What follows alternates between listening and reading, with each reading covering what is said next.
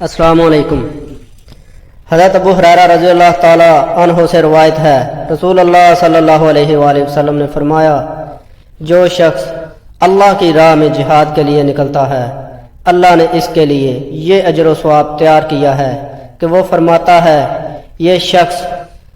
صرف میری راہ میں جہاد کے لیے مجھ پر ایمان رکھتے ہوئے اور میرے رسولوں کو سچا مان کر نکلا ہے، اس لیے میں اسے ضمانت دیتا ہوں کہ یا اسے شہادت سے سرفراز کر کے جنت میں داخل کر دوں گا، یا اسے حاصل ہونے والے ثواب یا مال غنیمت کے ساتھ اسے اس کے گھر میں واپس پہنچا دوں گا جس سے وہ نکلا تھا۔ پھر فرمایا، قسم ہے اس ذات کی جس کے ہاتھ میں میری جان ہے، اگر یہ بات نہ ہوتی کہ میری وجہ سے مسلمانوں کو مشقت اور تکلیف ہوگی، میں کبھی بھی اللہ کی راہ میں نکلنے والے کسی جہادی دستے سے پیچھے نہ رہتا، لیکن میرے پاس گنجائش نہیں ہوتی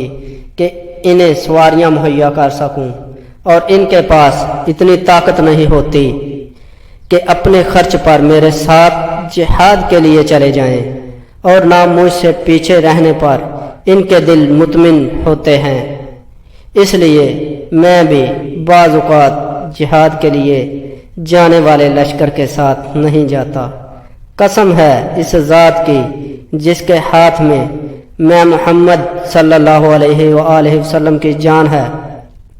مجھے تو یہ چیز محبوب ہے کہ میں اللہ کی راہ میں جنگ کر کے شہید ہو جاؤں، پھر جنگ کروں اور پھر شہید ہو جاؤں، پھر جنگ کروں اور پھر شہید ہو جاؤں۔ سنن ابن ماجہ، حدیث نمبر 2753۔ حضرت ابو سعید خدری رضی اللہ تعالیٰ عنہ سے روایت ہے، نبی اکرم صلی اللہ علیہ وآلہ وسلم نے فرمایا، اللہ کی راہ میں جہاد کرنے والے کو اللہ کی طرف سے یہ ضمانت حاصل ہے کہ وہ اسے یاد و شہادت کی موت دے کر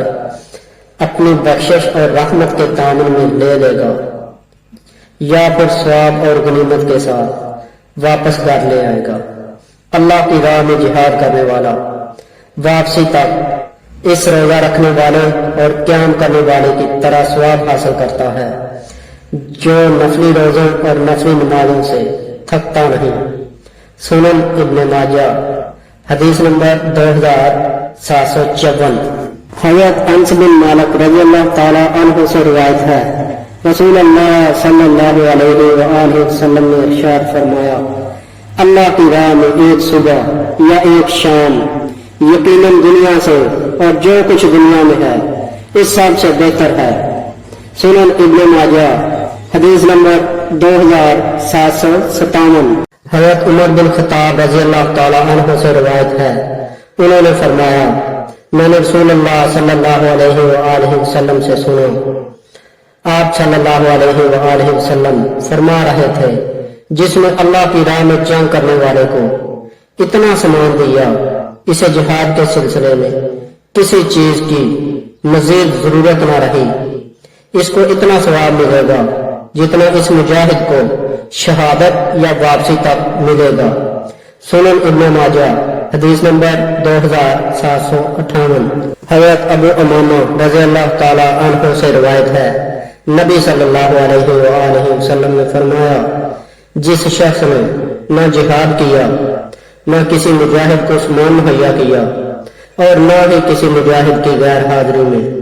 اس کے گھر والوں کی اچھی طرح خبر گیری کی، تو اللہ تعالیٰ اسے قیامت سے پہلے ہی کسی آفت میں مبتلا کر دے گا۔ سنن ابن ماجہ، حدیث نمبر 2762۔ حضرت انس بن مالک رضی اللہ تعالیٰ عنہ سے روایت ہے، انہوں نے فرمایا، جب رسول اللہ صلی اللہ علیہ وآلہ وسلم غزوہ تبوک سے واپسی پر مدینہ منورہ کے قریب پہنچے تو فرمایا، مدینہ میں کچھ افراد ہیں کہ تم نے جو سفر کیا اور جو بھی وادی طے کی وہ اس میں تمہارے ساتھ تھے۔ صحابہ نے کہا، اے اللہ کے رسول صلی اللہ علیہ وآلہ وسلم، اور وہ مدینہ میں ہیں؟ رسول اللہ صلی اللہ علیہ وآلہ وسلم نے فرمایا، ہاں وہ مدینہ میں ہے، انہیں کسی عذر نے روک لیا تھا۔ سنن ابن ماجہ، حدیث نمبر 2764 حضرت ابو ہریرہ رضی اللہ تعالیٰ عنہ سے روایت ہے، رسول اللہ صلی اللہ علیہ وآلہ وسلم نے ایک آدمی سے فرمایا، میں تجھے اللہ سے ڈرنے کی اور ہر بلند جگہ تکبیر کہنے کی نصیحت کرتا ہوں۔ سنن ابن ماجہ حدیث نمبر 2771